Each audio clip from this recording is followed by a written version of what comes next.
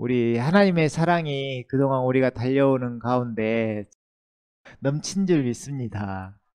어, 놀라운 사랑 안에 우리가 앞에 우리 찬양했듯이 오직 주의 사랑에 매여 이렇게 살아온 세월이 지금까지 가고 있는데, 그 가운데 어떤 고난이 있고 또 연단 과정이 있었지만 주님께서 여러분을 더욱더 사랑하심을 드러내시고, 그 가운데 우리에게 또 생명이 더 크게 드러나게 하시고, 그 가운데 온전한 주님을 이렇게 느끼며 살아갈 수 있게 우리에게 은혜를 베푸신 줄 믿습니다.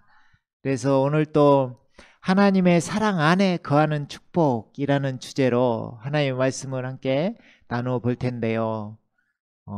하나님은 누구십니까? 하나님은 사랑이십니다. 이 놀라운 사랑을 하나님은 계속 베풀고 계시는데, 그게 또 은혜로 우리에게 다가오고 있는데, 우리가 그것을 이렇게 원래 주님을 믿고 나아갈 때 가장 크게 이렇게 다가와야 될 게 하나님의 사랑, 아버지의 사랑인데, 그 사랑을 아는 사람이 또 그 사랑을 알고 사랑을 베풀 수 있고, 그죠? 근데 그 주님께서 우리가 그것을 스스로 알 수 없으므로 주님께서 우리를 사랑할 수 있게 먼저 사랑을 보여주셨습니다. 그러니까 하나님은 우리를 먼저 사랑하십니다. 그리고 우리를 먼저 택하십니다. 그래서 하나님의 자녀가 되게 하십니다. 근데 그 자녀들은 그 사랑을 온전히 처음부터 알면 좋을 텐데, 계속해서 우여곡절 끝에 또 광야의 연단 과정 끝에 결국은 하나님은 사랑이시구나 하면서 그 은혜 속에 젖어들게 되는 것 같습니다.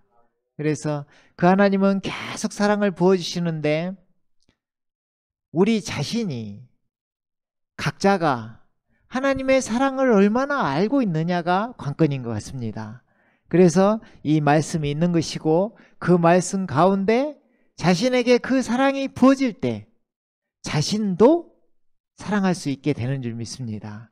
그래서 그 아버지의 사랑 안에 우리가 자녀로서 들어가, 주님, 우리 부모님께서 그러잖아요. 사람도 부모님께서 이렇게 사랑을 부어주시죠.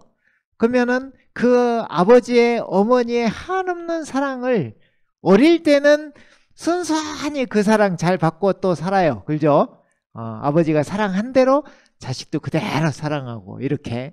그런데 이제 자식이 머리가 커진다고 하잖아요. 머리가 조금씩 커져가면 자아가 커지니까 그것이 나오면서, 그렇게 어릴 때 누렸던 그 가정에서 누렸던 그 사랑이, 그 행복이 점점 더 자기가 커짐으로 인해서 그것이 또 이렇게 뭔가 부족한 것처럼, 그 아버지의 사랑은, 어머니의 사랑은 항상 그 자리에 있는데 자녀가 그 사랑에서 잠깐 멀어진 듯한 그런 생활이 되어지는 거죠. 근데 결국에는 다루심을 받고 또 철이 들어 그 부모에게 다시 돌아오는 거죠. 인간사도 그렇습니다. 그런데 우리들도 하나님과의 관계도 마찬가지입니다. 그래서 그 하나님의 사랑을 온전히 알게 하기 위해서 고난이 있고, 또 때로는 징계도 있고, 그 가운데서 하나님의 사랑을 온전히 알고 주님께 품에 안기는 그 하나님의 사랑 이야기가 이 성경이지 않나 그렇습니다. 그래서 우리는 이 성경 안에 주님을 믿고 나아가는 그 길에 우리가 할 일은 하나님께서 부어주시는 그 은혜를 우리가 받으며 우리가 누리는 것입니다. 우리가 걱정, 근심을 하는 것이 아니라 그 사랑을 받고 그 아버지 사랑 안에서, 품 안에서 누리며 사는 것입니다. 그래서 반드시 주님을 만나야 되는 것이고, 그 가운데 아버지가 우리를 이렇게 사랑하셨구나, 내가 누구간데 이렇게 나를 이렇게 사랑하셨을까, 그 사랑을 알게 되면 우리는 그 앞에 또 눈물을 흘리며 고백하고 회개하며 무릎 꿇게 되고, 그 아버지의 사랑 앞에 결국은 굴복하고, 그 가운데 그 누림 속에, 그 사랑 안에, 그 은혜 안에 거하는 자가 되는 줄 믿습니다. 아멘. 그래서 오늘 본 말씀이 요한복음 3장 16절 말씀인데요. 그 말씀부터 쭉 이렇게 밑으로 보도록 하겠습니다. 자, 하나님께서 세상을 이처럼 사랑하셔서 그의 독생자를 주셨으니 이는 그를 믿는 사람은 누구든지 멸망하지 않고 영생을 얻게 하려 하심이니라. 아멘. 우리 하나님은 사랑이시라고 했잖아요. 그 사랑을 어떻게 보여주셨을까요? 하나님 보이지 않잖아요. 그 사랑을 어떻게 보여주셨을까요? 바로 그의 독생자를 주셨습니다. 그의 독생자를. 그러니까 이 하나님의 아들을, 이 땅 가운데 하나님의 아들이 우리에게 그 주신 바 되셨는데, 이 하나님의 아들의 그 신비를 알게 되면 이게 놀라운 아버지의 사랑을 알게 됩니다. 그래서 그 주님께서 성경에는 그러잖아요. 말씀이 육신이 되어 우리 가운데 거하심에 그러잖아요. 그러니까 그 말씀이 육신이 되신 그분, 또 그분을 뭐라고 칭한가요? 임마누엘, 하나님이라 칭하죠. 임마누엘의 뜻이 무엇인가요? 우리와 함께 하시는 하나님. 그러니까 우리가 하나님의 아들이라는 의미가 로마서 9장 5절에 보면 육신으로 나신 그분이 그리스도신데 그분이 세세에 찬양받으실 하나님이시라 이 말이에요. 그냥 결론적으로는 하나님이 육신이 되어 우리 가운데 거하시는 분이 우리 주 예수 그리스도, 곧 하나님의 아들이라 이 말이에요. 이 놀라운 신비 속에 우리가 그 아버지의 사랑을 느낄 수 있죠. 결국은 그 독생자를 주셨는데 결국에는 복음의 신비를 알게 되면 자신을 주신 게 되는 거예요, 이게. 그러니까 우리를 사랑하셔서 자신을 주신 이 결과가 우리를 그 복음의 능력에 우리에 붙잡히게 되고 결국에는 그 십자가의 사랑을 알고 어떻게 이렇게 하나님께서 우리를 사랑하셔서 그 십자가의 보혈을 우리에게 흘려주실 수가 있으실까? 그 놀라운 사랑을 보면서 하나님의 피로 사신 이 교회가 얼마나 크다는 걸 알게 되는 것이고 우리가 교회가 된다는 것이 얼마나 큰 놀라운 그 하나님의 자녀가 되는 일인지 우리가 알 수 있는 것인 줄 믿습니다. 그죠? 근데 이렇게 이제 하나님의 사랑을 먼저 보여주셨는데 먼저 그 사랑이 어떻게 우리에게 다가올까요? 우리 사랑장이 고린도전서 13장이잖아요. 거기에 보면 4절부터 보면 이렇게 나와 있어요.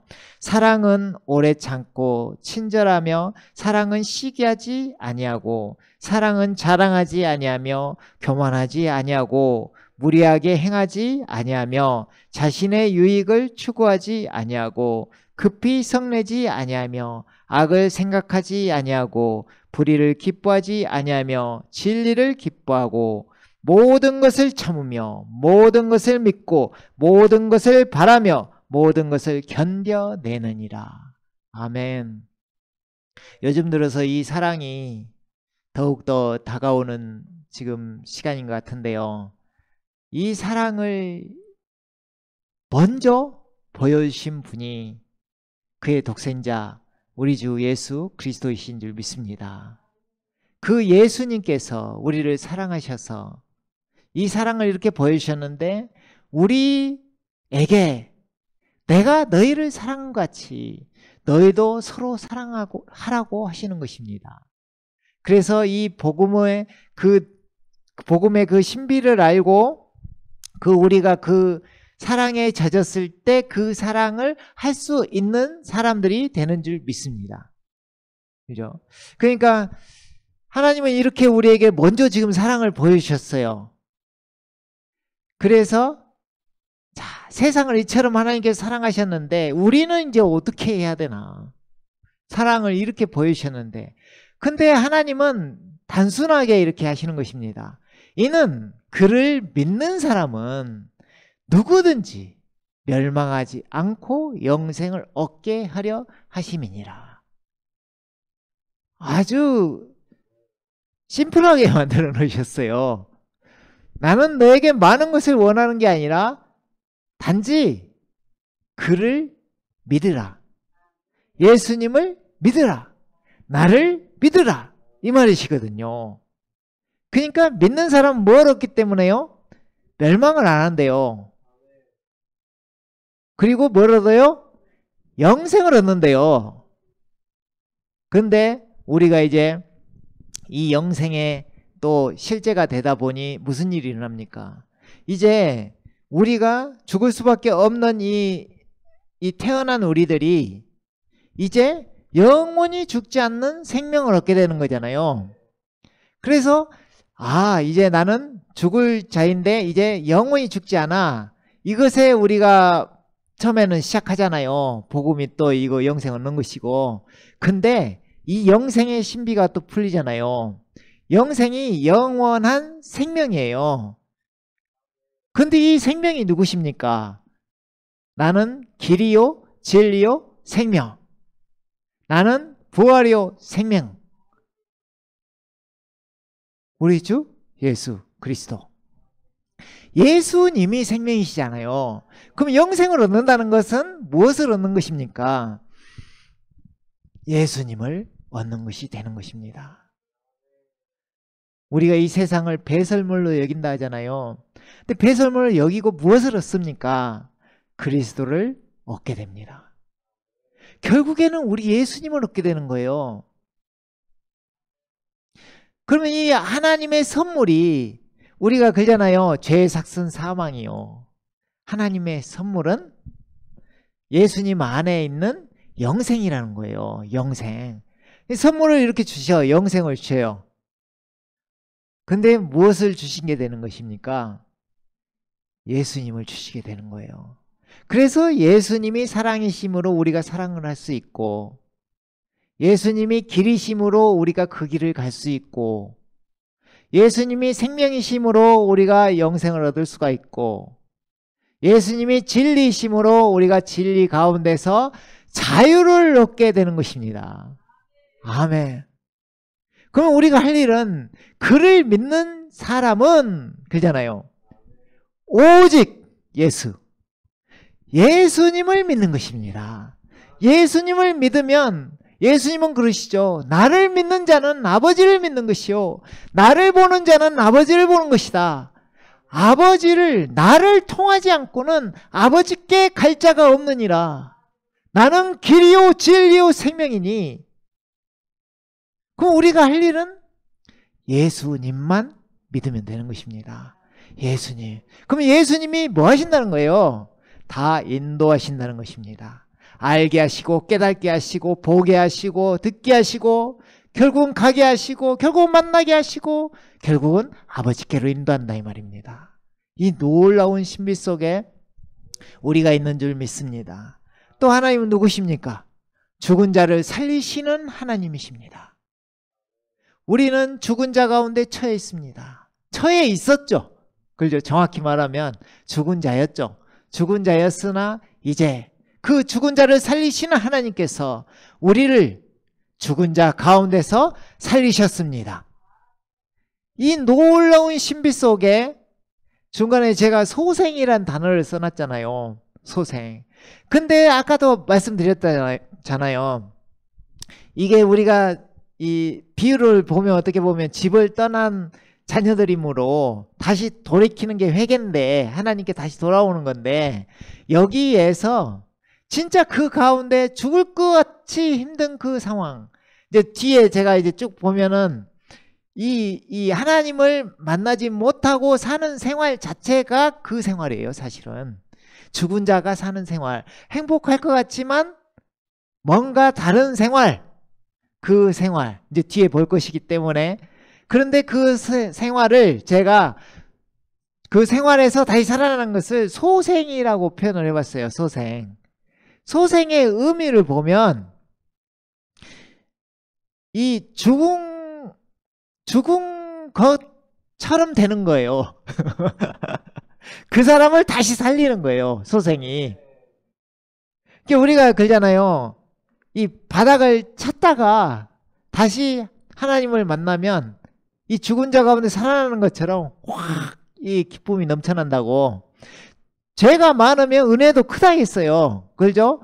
그러니까 우리가 소생이라는 단어처럼 하나님은 기다리시다가 또 아예 안 믿는 분들도 그것도 뭐 그렇게 돼야 되겠지만 특히 믿으면서도 온전히 아버지께 붙들림 받지 못한 사람들이 또 많이 있어요. 그런 사람들마저도 그 고난 속에 하나님을 섬기고 가는 이 시간 속에도 그 고난 속에 계속 있게 하시고 결국은 광야 연단 과정을 통해서 결국은 하나님밖에 없다는 것을 알게 되고 하나님께 손을 내밀 때 주님께서 그 사람을 소생시켜 주신다 이 말입니다. 죽은 것처럼 힘든 그 상황에서 다시 살리시는 역사가 일어나는 줄 믿습니다. 그리하면 우리 가운데 무슨 역사가 일어나느냐? 부활 생명이 샘솟아 오를 줄 믿습니다. 나는 부활이요 생명이니 하셨던 그 주님께서 나는 부활이요 생명이니 나를 믿는 자는 죽어도 살겠고 무릇 살아서 나를 믿는 자는 영원히 죽지 아니하리니 이것을 네가 믿느냐 하셨던 그 주님께서 내가 온전히 주님께 붙들림 받을 때 그 부활 생명이 우리 가운데서 솟아오르는 줄 믿습니다. 그 생명이 누구시라고요?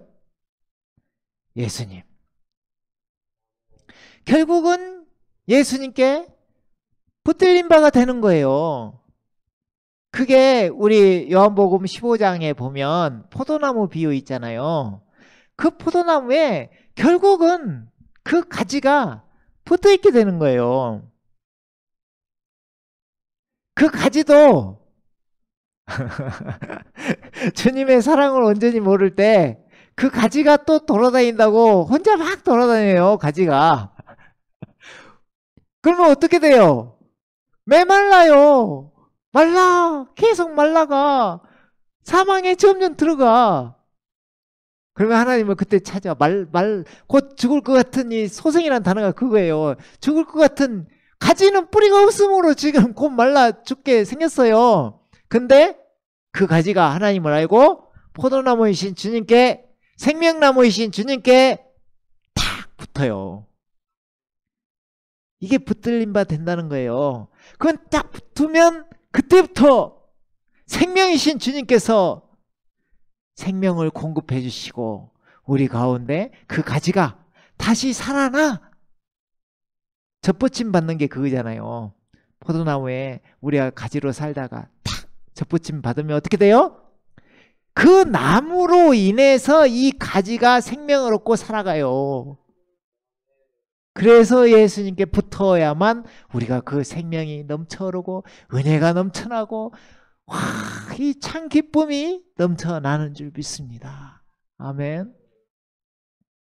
그래서 계속 말씀 이어가면 하나님께서 자기 아들을 세상에 보내신 것은 세상을 정죄하려 하심이 아니요 그를 통하여 세상이 구원받게 하려 하심이라. 아멘. 많은 분들이 또 특히 믿지 않는 분들이 하나님은 사랑이시라면서 왜 우리를 이 고통 가운데 있게 하고 왜 이렇게 뭐 지옥은 또 만들어 가지고 그렇게 힘들게 하냐 이렇게 하는데 자 여기 말씀처럼 뭐라고 하십니까? 하나님이 이 멸망하고 정죄하려고 하시는 게 아니라 예수님을 보내주셔서 그를 통하여 세상에 구원받게 하려고 하는 건데 사람들은 그걸 반대로 생각하는 거예요. 그 이유가 뭘 것 같아요? 하나님께 가기 싫으니까 예수님을 믿기 싫으니까 그 반발을 하는 거예요. 그런데 분명히 하나님은 손을 내밀고 계시는데 그 손 붙잡으면 되는데 그 손 붙잡기가 쉽지가 않죠. 또 그 손 붙잡 왜? 이 세상에는 또 많은 것들이 즐길 거리가 이렇게 많이 있잖아요. 그래서 온전히 주님께 붙잡힌 바 되는 게 이렇게 쉽지 않은 거예요. 사실은 이 신앙생활 하면서도 그게 쉽지 않은데 이 밖에 있는 사람들은 아예 쌩이죠. 생고구마라 가죠. 쌩이죠. 쌩. 아무리 찔러도 안 들어가는 쌩이죠. 예.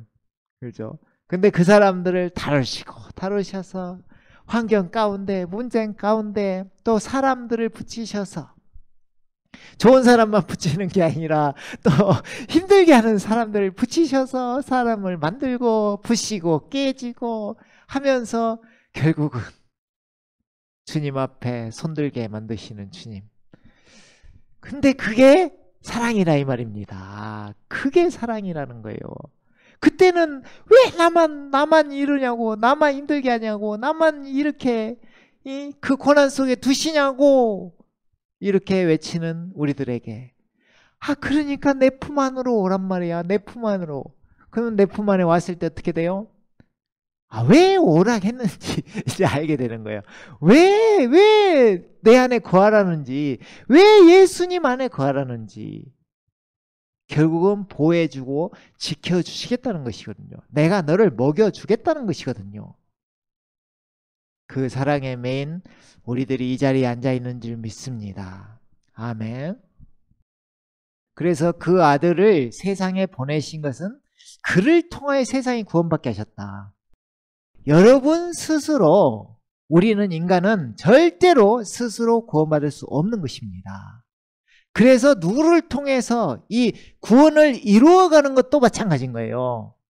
예수님을 통해서 가야 됩니다. 그래서 예수님께 이제 가지로 붙어 있는 사람은 예수님이 생명이신 생명나무가 되심으로 우리를 이끄시는데 이분이 지혜가 되시는 것입니다. 그래서 그 생명의 길로 이제 인도하는 것입니다. 그러니까 이게 탁 붙을 수밖에 없는, 소생할 수밖에 없는 그 사람이, 그 마음이 되었을 때, 가지에 딱, 나무에 딱 붙어 있을 수밖에 없는 마음이 되었을 때, 이분이, 그걸 우리가 이제 어떻게 보면 좁은 문에 들어섰다고 볼 수 있죠. 좁은 문에. 그러면 그 좁은 문에 들어갔을 때, 이제 생명의 길로 주님이 인도하시는 거예요. 주님이 앞서가시고, 우리는 뒤를 쫓아가는 거예요. 걷는 거예요. 항상 주님은 앞서가시고, 이게 연합의 신비죠. 절대 우리를 혼자 두지 않아요. 우리 광야 연단을 지금 반드시 거쳐야 된다는 거예요. 왜 예수님께서 그렇게 어린아이가 천국에서 가장 크다겠냐면, 그 어린아이들은 순수하게 주님을 따를 수 있어요. 근데 그 외에 좀만 머리가 커도 좀만 자라나도, 인간사하고 똑같아요. 이게 좀만 자라나도 자기가 하겠다고 딱 앞서는 것이 인간이에요. 그래요. 그래서 광야 연단의 과정이 필요한 거예요. 처음에는 잘 따르겠다고 애굽에서 그냥 나왔죠. 그죠? 와, 이 막 홍해를 가려고 하니까 우와, 하나님께서 우리를 구원하시는구나 하면서 막 놀랍게 왔죠. 막 불기둥 구름기둥 하니까 막 그 맛을 봤죠. 주님께서 야, 이 삶이 어떤 삶인가 하면서 처음에는 엄청 좋아했을 것 같아요. 이스라엘 민족도. 근데 그게 40년일 줄은 몰랐겠죠. 그 과정이 잠깐 해서 이제 가나안 땅 바로 들어갈 줄 알았는데 그게 40년일 줄은 몰랐겠죠. 하루가 지나고 이틀이 지나고 광야에는 아무것도 없고 사막은 펼쳐지고 미치겠는 거죠. 애굽에서는 그래도 종살이 했음에도 불구하고 좀 뭐라도 고기라도 좀 먹었고 자유도 좀 있었고 좀 편하게 쉴 수도 있었고 그 상황인데 광야 생활에 오니 이제 미치겠는 거예요, 이게. 그래서 불평이 시작되고 왜 우리를 이 상황에 두어서 이렇게 죽게 하냐. 하나님 뭐라 하실까? 네가 좀 더 다루심을 받아야 돼.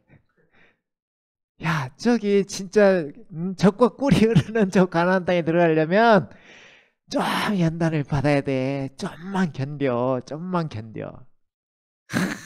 이 세월을 주시는 주님. 그때는 죽을 것 같고 막 어쩔 바를 몰라서 하시는 그 상황. 근데 나중에 알고 나면 그게 사랑이었다는 것을, 나를 온전히 진짜 그 실만한 물 가운데로 인도하기 위해서 주님께서 이끄셨다는 것을, 그 광야의 연단 가운데 있게 하셨다는 것. 근데 우리가 잊지 말아야 될 것은, 하나님은 사랑이라고 하는 이유는 그 자리에 하나님께서 함께 하십니다. 함께 하셔요. 이렇게 불평을 해도 그 가운데 반석에서 물이 흐르게 하시고, 또 불기둥, 구름기둥으로 계속 보호하시면서, 또 뭐란가요? 고기가 먹고 싶다 하니까 어디서 뭐라 오는지 나는 그게 너무 은혜돼가지고, 잠깐 몇 마리 잡아서 준 게 아니라 저 바다 끝에서부터 몰고 와요, 주님이. 그러고 나서 그 자리에서 우르르르르 떨쳐버려요. 그 주워서 먹기만 하면 돼. 그 가운데로 함께 하시는 주님. 때로는 우리가 넘어지고 뭐 해결이 안 될 때 모사이신 주님께서 우리에게 지혜를 주시고 우리가 그것을 해결하게 하시고, 그 주님. 그러니까 우리가 주님을 믿을 때 그 예수님이 우리 가운데 들어오셨는데, 그 예수님께서 우리를 그렇게 인도하시는데 결국은 예수님에게로 인도한다 이 말이에요. 예수님에게로. 왜? 예수님을 닮게 하기 위해서. 온전히 그 예수님처럼 살면, 우리는 지금은 우리가 그 단련되지 못했으니까 힘들 것처럼 보여도, 예수님처럼 살면 그때 참 자유가 오고 하나님께서 기뻐하시고 결국에는 마음이 탁 맞는 사람이 되기 때문에, 그리고 아까 했던 이 사랑을 할 수 있기 때문에, 내가 너희를 사랑같이 너희도 서로 사랑하라, 이것이 이제 지켜야 될 계명인데, 사랑은 오래 참고 오래 참게 하기 위해서, 친절하며 사랑은 시기하지 아니하고 사랑은 자랑하지 아니하며 교만하지 아니하고 무례하게 행하지 아니하며 자신의 유익을 추구하지 아니하고 급히 성내지 아니하며 악을 생각하지 아니하고 불의를 기뻐하지 아니하며 진리를 기뻐하고 모든 것을 참으며 모든 것을 믿고 모든 것을 바라며 모든 것을 견뎌내느니라. 이렇게 하게 하시려고. 사람을 대할 때도 이렇게 하게 하시려고. 가족을 대할 때도 이렇게 하게 하시려고. 이 마음으로 살아라고 이러신 것 같아요. 그래서 우리가 할 수 없으므로 주님은 우리 가운데 생명을 주시는 영으로 성령님을 우리 가운데 주셔서, 우리 가운데 자신이 생명을 주시는 영으로 생명이신 그리스도로 우리 가운데 또 들어오시는 거예요. 우리 안에 계신 예수님. 그죠? 그래서 그 생명이 이제 자라게 하십니다. 원래 생명은 온전한 생명이죠. 놀라운 하나님의 생명이시니까 온전한 생명이죠. 근데 우리가 부서지는 과정이 예수님의 생명이 커지는 과정이죠. 예수님이 커지는 거죠. 그리하면 결국에는 그동안 고생했다, 적은 일에 충성하였으니 이제 주님 오시는 그날 영광에 참여하고 그 생명이 온전하게 누리는 생명이 더욱더 커지고 온전하게 되는 줄 믿습니다. 아멘. 자, 그래서 이 뒤에 이 짧은 구절들에 주님께서 이 과정과 사랑들을 많이 보여주셨더라고요.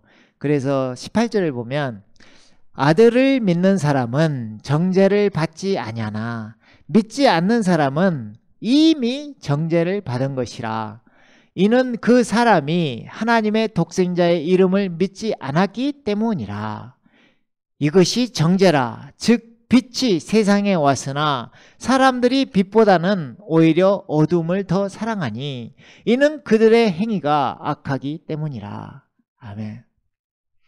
그래서 이제 이것을 준비하면서 이 아들을 믿는 사람은 일단 예수 믿는 사람은 정죄를 받지 않아요. 근데 믿지 않는 사람들이 이미 정죄를 받았대요. 이미 정죄를 받은 것이라.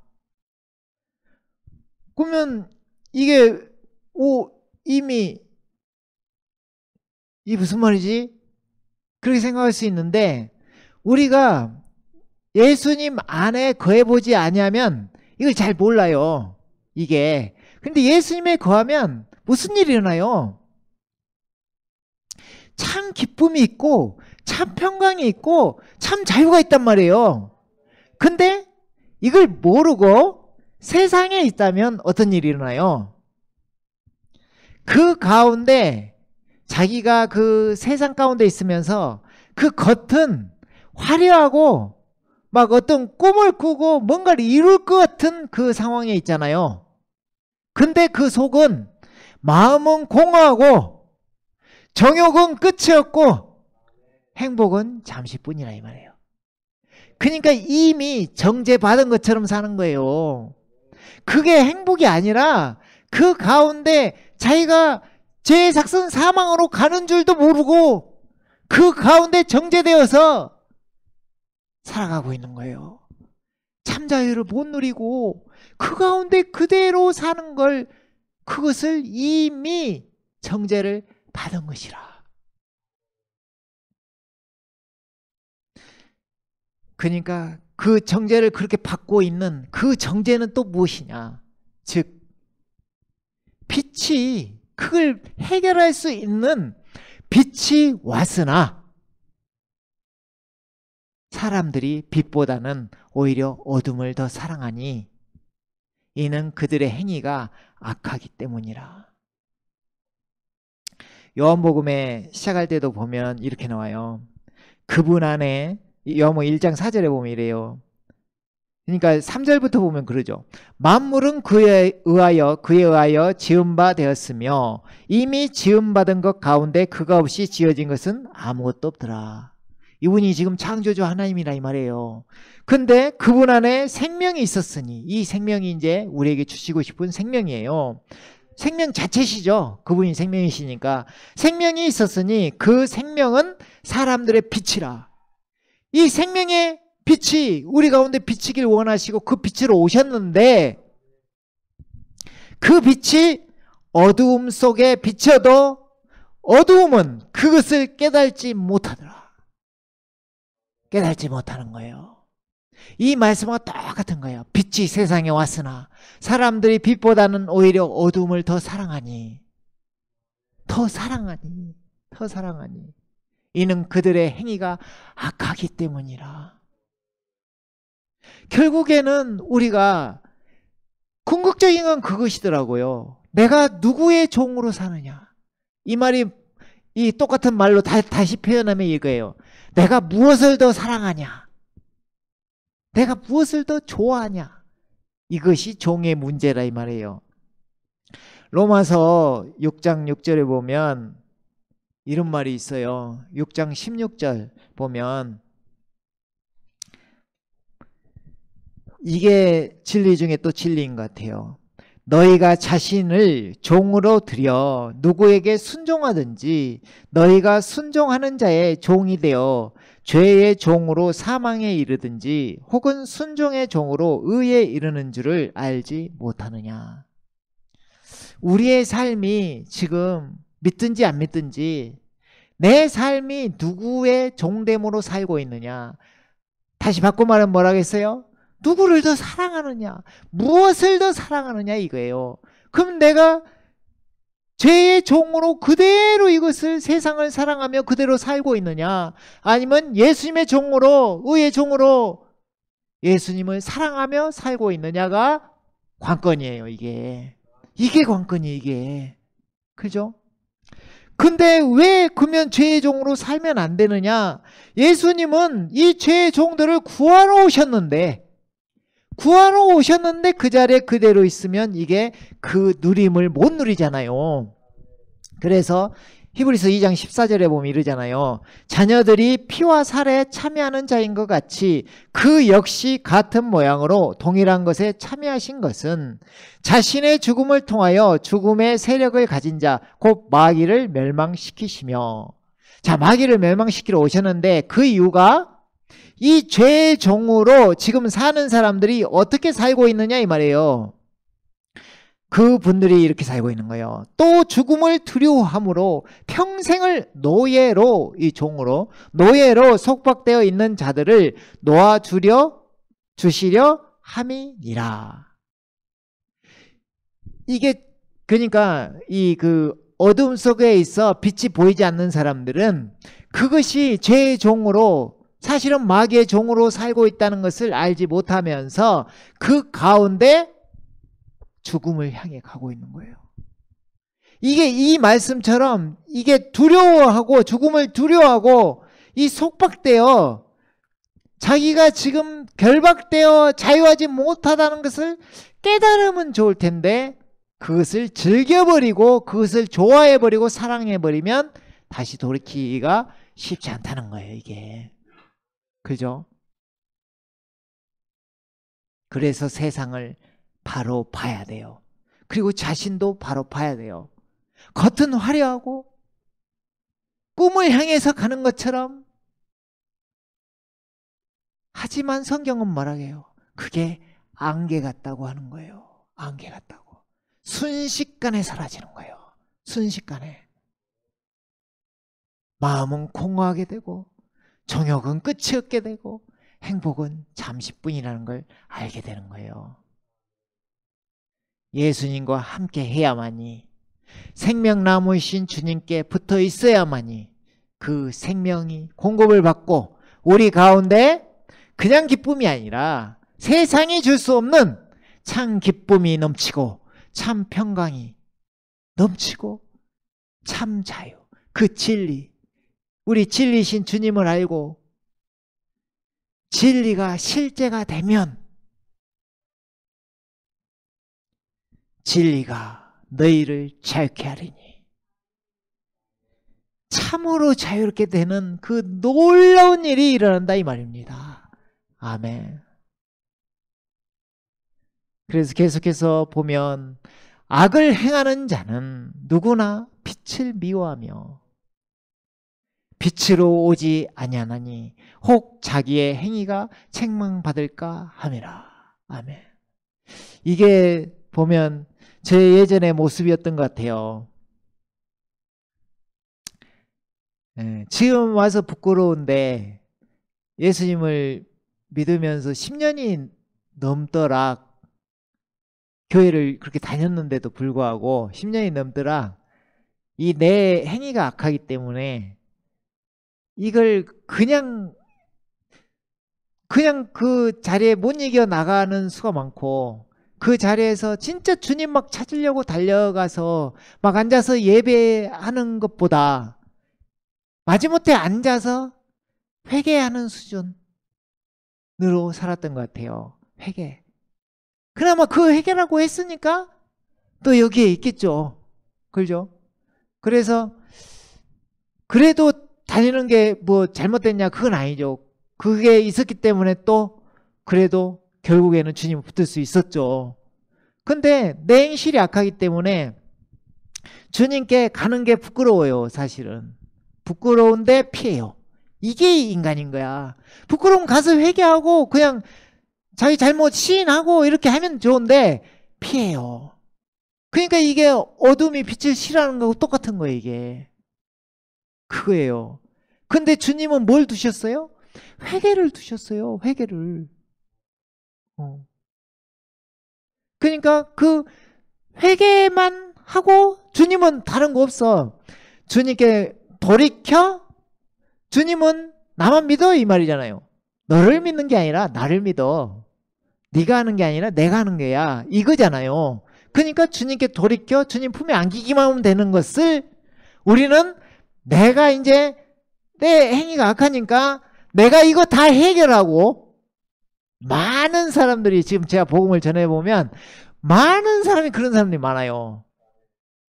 안 믿는 사람들 중에 또 특히나 자기가 나는 부끄러워서 못 가고 나는 행위가 악해서 못 간다는 표현을 그렇게 하는 거예요. 내가 뭘 하고 있는데 내가 어떻게 가? 내가 그것을 나는 여기가 만약에 여기서 이러고 사는데 내가 어떻게 거기를 갈 수 있어? 이런 분들도 많아요. 그러니까 자기가 그것을 다 뭘 못 끊는 게 있다면 끊고 뭘 해결을 하고 오려는 이 마음. 내가 그래도 이게 인간의 어떻게 보면 장단점이 있을 것 같아. 이게 어떻게 보면 장점으로 본다면 그래도 마음은 착한 거야. 내가 부끄러우니까 못 가니까 내가 어느 정도 정리를 하고 갈게. 이 마음하고 아니면은 이제 반대로 말하면 가기 싫으니까 그런 거고 이 마음이 있는데 그런 하나님은 그런 것에 묻는 분도 아니고 따지는 분도 아니고 그냥 네가 이 자리에 오란 말이야. 나에게 오란 말이야. 그것만 따지시는데 인간은 따질 게 너무 많은 거예요, 이게. 제가 그랬던 것 같아요. 제가. 다른 분이 아니라 제가. 혼자 다 따져. 그러니까 자기가 뭔가를 할 수 있는 것처럼 생각하니까 그런 거예요, 내가. 해결되면 간다. 절대 안 돼요, 이게. 쉽지 않아. 왜? 스스로 해결을 못 하니까. 하나님께 오면 그 빛이 임하면 순식간에 해결되는데 순식간에. 그죠? 그래서 무슨 말이에요? 그 빛 가운데 오면 주님은 용서해 주시겠다 이 말이에요. 그 말씀이 요한일서 1장 7절 보면 이렇게 나와 있어요. 그러나 그분이 빛 가운데 계신 것 같이 우리도 빛 가운데 행하면 우리가 서로 간에 교제가 있게 되고, 그러니까 우리가 와서 이제 그 빛 가운데 거하면서 또 자신도 이제 빛 가운데 행하는 게 자연스럽게 되는 거예요, 이제. 원래 이게 주님의 오기가 쉽지 않은 것이 와서 자기 마음을 딱 드리잖아요. 그럼 얼마나 뿌듯한데, 얼마나 보람되게 느껴지는데, 이게. 야, 내가 오늘 왔구나. 참, 옛날 생각이 쏘록쏘록 나네. 그런 걸 저는 이제 다 그냥 말 않고 이렇게 지내왔는데, 제 모습이 그냥 막 보이는 것 같네요. 오면 괜히 뿌듯해. 거기 앉아있으면 그 순간 막 이렇게, 야, 그래도 내가 이기고 왔구나. 내가 그래도 이 자리에 왔구나. 그냥 지금 생각하면 예배당에 그냥 왔을 뿐인데 그렇잖아요. 그 기쁨이 있는 줄 믿습니다. 그래서 그때 이제 자기가 마음이 하나님께 좀 가잖아요. 무슨 일이 일어나는지 알아요? 그동안 부끄러워서 또 이렇게 말도 내 행위가 그러니까 말도 못했던 그 사람이 하나님께 마음이 가면 막 말하고 싶어져. 막 교제하고 싶어져. 막 하나님 하면서 입에서 막 예수님 나오고 얼마나 좋습니까? 그런 교제가 일어나요. 있게 되고 그의 아들 예수 그리스도의 피가 우리를 모든 죄에서 깨끗하게 하시느니라. 결국은 씻기고 씻겨서 그게 또 광야의 연단이죠. 살면서도 사람을 통해서도 깨지고 부서져 마음을 씻기고 그 어린 양의 피밖에 또 의지할 곳이 없는 그 보혈을 의지하고 씻기고 하다 보면 어느새 하나씩 떨어져 가고 결국에는 주님 앞에 설 수 있는, 또 그때도 우리가 무엇이 많다고 서겠습니까? 주님의 보혈을 붙잡고 설 수밖에 없는 우리들. 그죠? 그러다 보면 서서히 하나님의 자녀 되고 하나님의 사람 되고 그 가운데 온전히 어느샌가 설 수 있어 이 사랑을 또 품을 수 있고 또 베풀 수 있고 그 사람이 되는 줄 믿습니다. 아멘. 그래서 우리 마지막 절 한번 보면 그래서 이러는 거죠. 이제 진리를 행하는 자는 빛으로 오나니. 빛으로 오는 거예요. 일단 저는 그 주님께 회개 돌이키는 게 가장 중요한 것 같고, 하나님께 마음 두고 있으면 하나님께서 해결하신다. 모든 것은 하나님께서 해결하신다. 그래서 빛으로 오나니 이는 하나님 안에서 행한 자기의 행위를 나타내고자 함이라 하시더라. 아까는 감추려고, 지금은 이제 보이려고 바뀌었죠. 뭔가 와서 진짜 주님 안에 그 품에 안겨 있으면 그렇게 되어지는 줄 믿습니다. 아멘. 그래서 하나님은 우리의 어떤 그것은 회개하고 돌이키면 되는 거잖아요. 어떤 자범죄가 있든 어떤 나의 진짜 끊지 못한 어떤 것이 있더라도 결국에는 주님은 그걸 따지지 않고 너의 마음을 보신다. 너의 중심을 보신다 이 말이에요. 그 대표적인 사례가 다윗인 것 같아요. 다윗. 이스라엘의 영웅 막 왕 최고로 치는 사람 누굴 것 같아요? 다윗이에요. 다윗. 그 이스라엘 국기에 있는 그 별 모양도 다윗의 별이라고 부르잖아요. 그러니까 이 다윗이 엄청나게 크게 추앙받으며 결국엔 다윗의 왕자에 앉잖아요. 예수님께서. 그러니까 다윗이 결국엔 커요. 하나님께서 그 다윗을 쓰셔요. 근데 다윗의 그 모습을 봐요. 뭐 우리 아내를 건든 건 뭐 말할 것도 없고 그건 이제 우습지도 않잖아요. 우리가 보면 어떻게 저렇게 할 수 있나. 근데 그게 인간이란 말이에요. 근데 하나님은 다윗을 얼마나 사랑하시는데, 다윗을. 그러니까 중심을 보신다니까. 다윗이 이쁜 점이 뭔 것 같아요? 시편을 봐봐요. 다윗이 그런 행위를 하고 하면서도 다윗은 끝까지 또 회개를 진짜 잘해요. 다윗은 회개를 하면서 제가 잘못했습니다 막 이렇게 말을 해요. 그러면서 또 시편을 보면 뻔뻔스럽게 또 다 이야기해요. 뻔뻔스럽다면 좀 그러지만 과감하게 담대하게 그래요. 적들이 이렇게 자기를 쫓아오고 자기를 괴롭히면 저 적들이 나를 쫓아오니 저 적들을 해결해 주시고 부숴주시고 깨주시고 죽여주시고. 하나님께, 그러니까 잘못했으면 이거예요. 하나님께 관계는 살아있어. 관계는 살아있어. 근데 자기가 잘못했으면 하나님께 나아가서 저 잘못했어요. 자기가 쫓기고 있으면 하나님께 나와서 저 도와주세요. 하나님 사랑이 있으면 하나님 사랑합니다. 하나님 무슨 뭐 같아요 이게.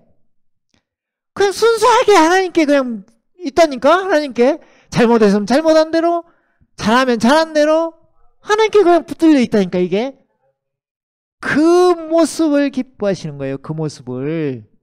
아멘. 그래서 사도행전 13장 22절에 보면 이런 말이 있어요. 그 후 이제 처음에 왕을 세웠는데 그 사울을 세웠죠. 그리고 40년 동안 사울이 이렇게 지배했는데 그 후 이것은 이제 인간들이 원해서 세운 왕이고, 사울은. 근데 다윗을 세우고 싶었어요, 하나님은. 그래서 그 후 그를 패하시고 다윗을 그들에게 왕으로 세우시어 그에게 대해 증거하여 말씀하시기를. 이게 이제 이 말씀이 하나님이 말씀하신 게 우리가 품어야 될 말씀인 줄 믿습니다. 내가 이새의 아들 다윗을 만나니 내 마음에 맞는 사람이라. 그가 나의 모든 뜻을 행하리라 하시니라. 아멘. 그렇게 우여곡절이 많은 다윗도 우리가 보기에는 저 사람이 어떻게 하나님의 사랑을 받을 수 있을까 했으나 하나님은 내 마음에 맞는 사람이다. 다윗이 온전해서 그랬습니까? 아니에요. 때론 무너졌지만 하나님을 향한 마음을 놓지 않았어요. 놓지 않았어요. 그 마음이 향해 있었어요. 하나님께.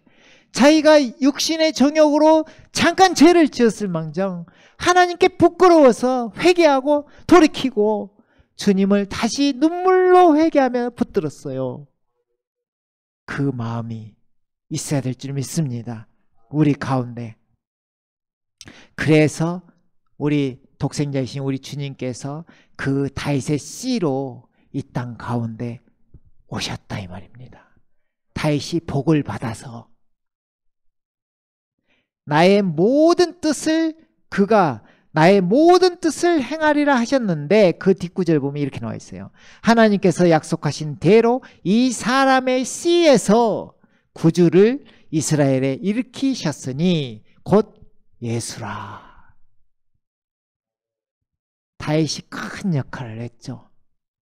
다윗의 자손으로 오신 그리스도, 하나님의 아들, 나의 주, 나의 하나님이 다윗을 통해 이 땅 가운데 구주로 오셨습니다.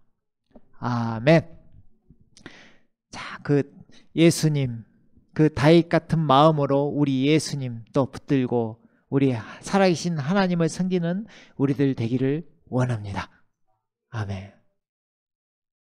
그래요.